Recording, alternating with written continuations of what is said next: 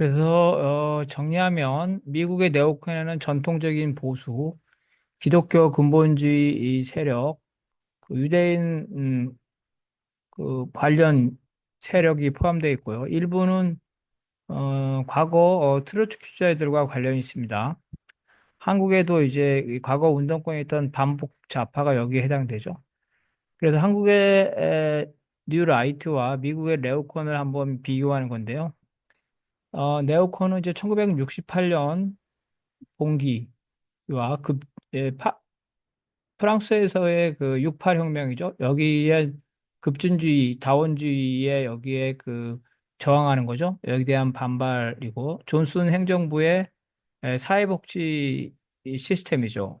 재정 지출이죠. 그래서 가난한 사람들에게 예산을 많이 쓰죠. 이거에 대한 반발이라는 겁니다. 류라이트는 이제 민주화 이후에 한국 사회가 이제 보수 정권이 민주주의로 정권 교체가 되자 여기에 에, 위기감을 느낀 보수 진영, 특히 햇볕 정책이죠. 남북 정상 회담과 그다음에 4대 개혁 정책, 특히 사학이죠. 기독교 사학 재단들이 반발을 하는 겁니다.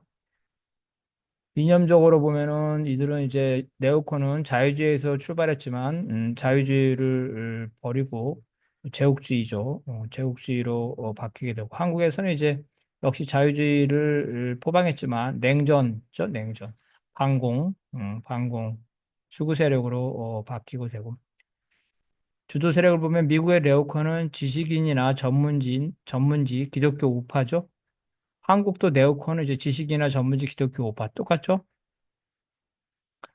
그리고 이제 조직 형태를 보게 되면은 이 네오콘이라는 거는 사실은 하나의 네트워크고 네오콘이라는 그러한 조직은 없는 겁니다. 사회 곳곳에 이러한 네오콘적 경향을 가진 인물들이 존재하는 거고 다음에 한국의 경우는 그렇지 않죠. 교회를 중심으로 어, 아주 그 이 구구적인 뉴라이트 조직들이 전국적으로 지역적으로 부분별로 되어 있기 때문에 미국보다는 훨씬 더 극우 세력이 촘촘하게 조직화되어 있습니다. 주요 정책을 보면 미국에는 이제 군산 복합제 국방비를 많이 쓰고 그 대신에 감세죠. 재벌에게 유리한 정책을 하고 민영화하고 신자유주의를 하는 거고요. 한국의 경우에도 이제 재벌 위주로 감세, 그죠? 그리고 작은 정부 민영화 똑같죠. 이데올로기를 보면은 미국은 과거에 진보적 자유주의자들, 좌파들이 우익으로 전환했고, 한국도 뉴라이트 대부분이 바로 386 학생이나 노동운동 세력이죠. 이 김문수가 가장 대표적이지 않습니까? 이렇게 되고 있는 거고.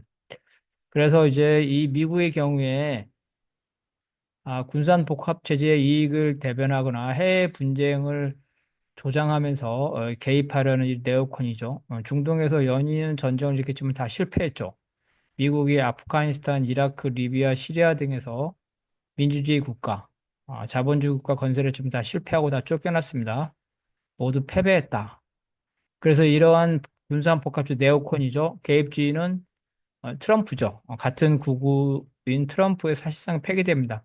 같은 극우임에도 트럼프는 군사복합 체제에 반대하는 거죠. 국내 문제만 하겠다. 외국 문제는 개입하지 않겠다. 트럼프주의는 이제 굴뚝 산업과 첨단 산업의 긴장이죠. 그래서 굴뚝 산업의 불만을 대변하고 있고, 그 다음에 페미니즘이라든지 여성들의 그 사회 진출에 반대하는 가부장적인 사회, 그래서 기존 사회 질서를 옹호하고자 하는 거죠. 그 다음에 자본주의가 불균등하게 성장하면서 못 사는 나라 사람들이 잘 사는 나라로 들어오죠. 예, 이주민, 이민, 난민에 반대하고. 중동에서는 이제 미국이 일으킨 제국주의 전쟁으로 대규모 난민이 유럽에 유입되면서, 그죠? 유럽에서 난민에 대한 반대를 하는 극우 집단들이, 정치 세력들이 국회에 이 진출하게 됩니다. 이러한 이제 극우들은 다 대중을 조종하죠. 대중을 조종해. 트럼프도 그렇고 정강훈도 그렇고 집회를 통해서 대중을 조종하고 연설을 많이 하죠. 이러한 신나치 혹은 신파쇼의 성격을 가지고 있다. 그래서 1차 대전 직후 미국이 국제연맹을 추진하다 실패했죠. 그래서 고립주의로 돌아서면 다시 2차 대전이 일어나게 되면서 이제 2차 대전 이후에는 국제 연합을 성공시킵니다. 이러면서 이제 세계 경찰로서 적극적으로 개입주의로 가다고 이 개입주의에 공화당과 민주당이 모두 다 같은 정책이죠. 제국주의 정책을 같이 쓴 겁니다. 그러다가 트럼프 시대에 와서 바로 미국이 세계 경찰로서 지출하는 비용에 대한 반발이죠. 공화당, 민주당 모두 다 세계 경찰 기능을 해왔는데 트럼프는 바로 여기에 반대하는 거죠. 그래서 사실은 트럼프는 공화당을 대변하는 게 아니라 공화당과 민주당을 포함한 기득권 세력에 반대하는 집단이라 볼 수가 있겠습니다.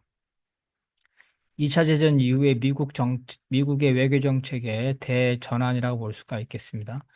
이러한 트럼프주의는 냉전 붕괴 이후에 미국의 일극 체제로 인한 미국의 대외 개입이죠. 국방비 증가, 그 다음에 미중로 분업 체제로 인해서 공장 산업을 중국에 넘기면서 미국의 공장 산업이 무너지면서 공장 노동자에 대한 반발이죠.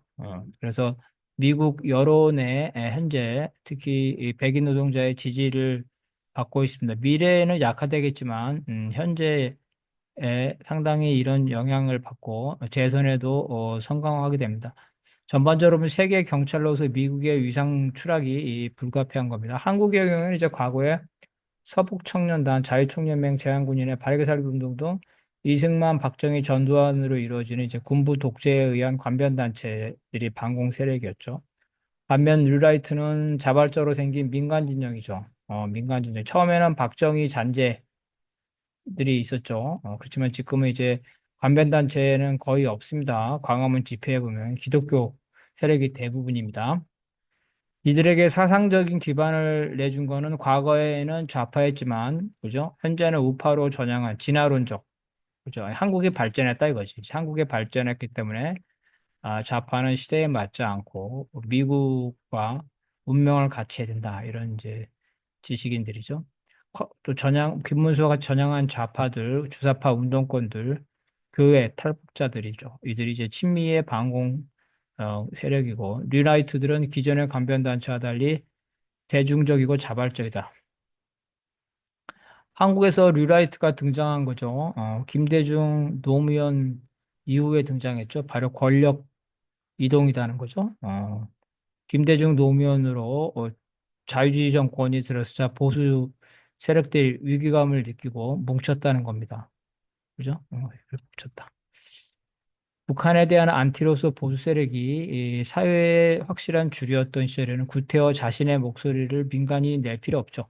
국가와 관변단체가 하고 있으니까. 하지만 최근 두 차례 보수 진영이 패배하면서 김대중, 노무현이 연달아 승리했죠. 또 남북 화해 분위기 속에서 여기에서 보수 세력이 위기감을 느낀 겁니다. 미국의 경우는 이제 정상호 박사에 따르면 네오콘은 1968년 학생봉기죠. 68 혁명이죠. 미국 사회를 휩쓴 문화적 다원주의와 정치적 급진주의에 대한 위기의식이죠. 그 다음에 반공입니다.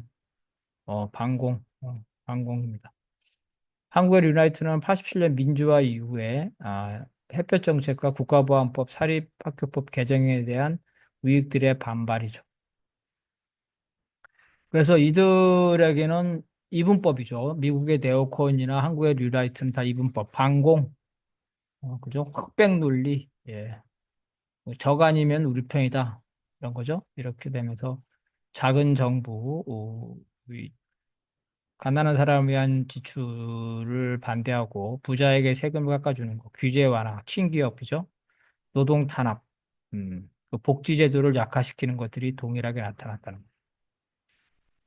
미국이나 한국이나 지식인 운동에서 출발해서 이제는 대중 운동으로 대중들이 확산되죠. 그리고 기독교 우파의 물질적, 재정적 후원을 받고 있다는 점도 공통적입니다.